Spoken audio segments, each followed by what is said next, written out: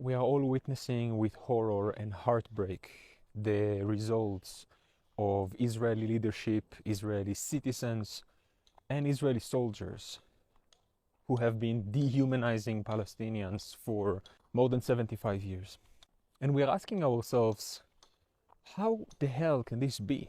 How can human beings behave in this way? And as someone who has served in the Israeli occupation forces and grew up in Israel, I can tell you that it takes a lot of dehumanizing yourself and being dehumanized by the powers that be to reduce yourself to such a level that you are able to enact or stand behind such unbelievable atrocities. Because this goes beyond just, oh, Israelis don't know what's going on. They know what's going on. Maybe they are not exposed to the same level of atrocities that we all are. Maybe a lot of it is being hidden from them deliberately, for sure. But at the same time, we all have access to the internet. They've been living there and seeing the walls, seeing the apartheid happening and still resisting and refusing to acknowledge this is going on. There is something deeper going on, and I think it has to do with this dehumanization of self. When I was in the IOF,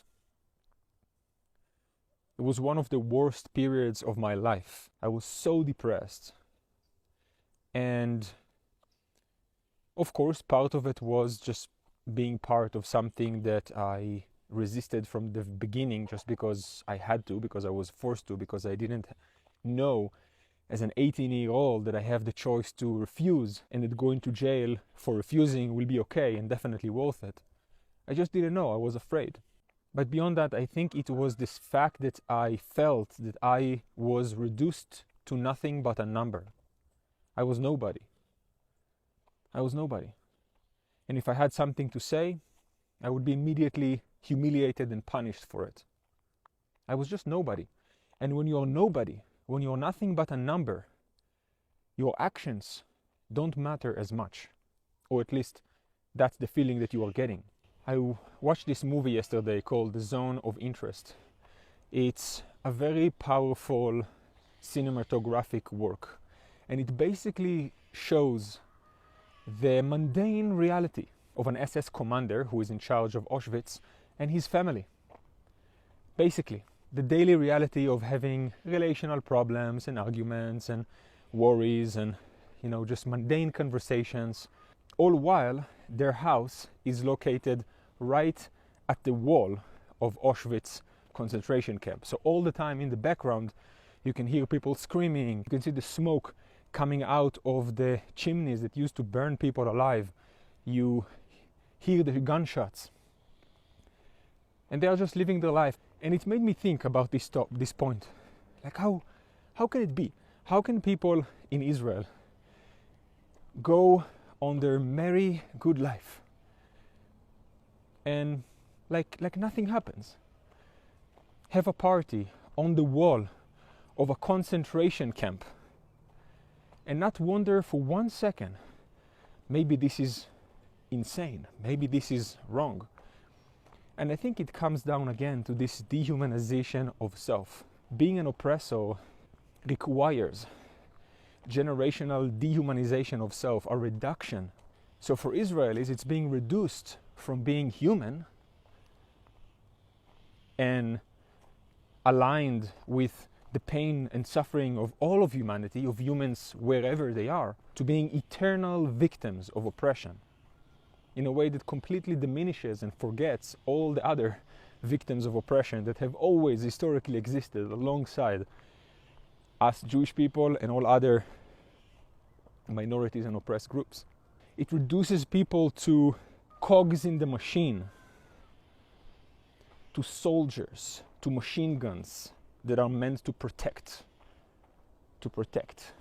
right, their fellow victims. And it takes away, it sucks away all of your humanity from you, and only then enables you to dehumanize other people, to completely be totally oblivious to the suffering of other human beings with the same wishes, the same longings, the same disappointments, the same pains and sufferings and bodies as you. This is what enables IDF soldiers not only to enact atrocities, but proudly present them all over social media.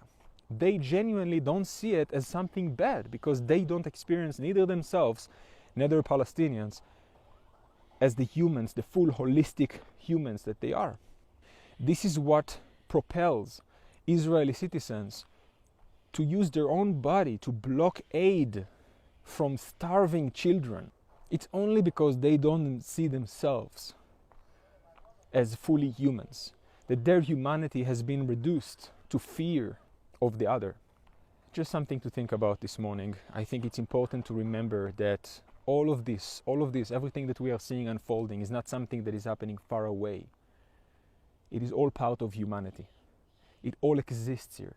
And if we don't recognize our own capacity to behave in similar ways under similar circumstances, and the ways that we are currently reducing our own humanity, our own identification with all there is, with other people, with our partner, with the nature, with the natural world around us, with the ecology that we emerge from, then we are bound to repeat the same things over and over again. As always, much love and free Palestine.